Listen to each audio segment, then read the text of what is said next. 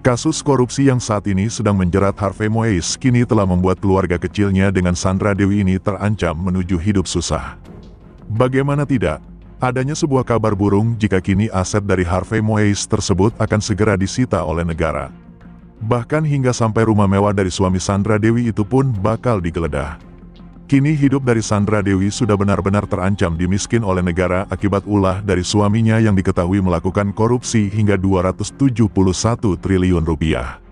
Penegakan hukum termasuk penahanan tim penyidik tentu melakukan upaya proses penyitaan terhadap harta benda dari para tersangka, ujar Ketut Sumedana, Kapus Penkum Kejaksaan Agung melalui Zoom meeting pada Kamis. Terkait harta benda, penyitaan, penggeledahan termasuk upaya-upaya hukum lain, ujarnya. Harta benda dari Harvey Moise yang nantinya akan disita yaitu setara dengan kerugian yang telah ditanggung oleh negara atas perbuatan dari suami Sandra Dewi.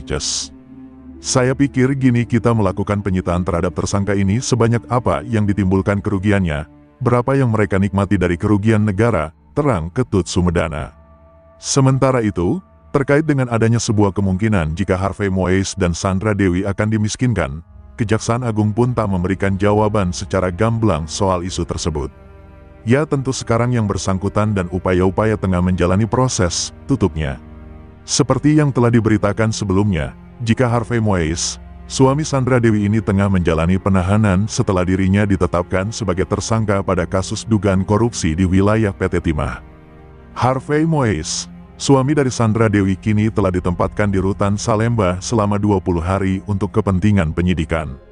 Harvey Moise dan juga komplotannya yang telah diduga korupsi yang telah merugikan negara sebesar 271 triliun. Ikap Harvey Moise pun sempat buat heran sang istri, Sandra Dewi. Sandra Dewi ini heran lantaran suaminya Harvey Moise ini tak pernah perhitungan saat membantu orang lain. Sandra Dewi juga telah mengaku bahwa selama ini dirinya ini tak tahu menahu hingga tak ikut campur dengan pekerjaan Harvey Moise. Gue sama Harvey ini enggak terlalu ikut campur urusan pekerjaannya dia, kata Sandra Dewi.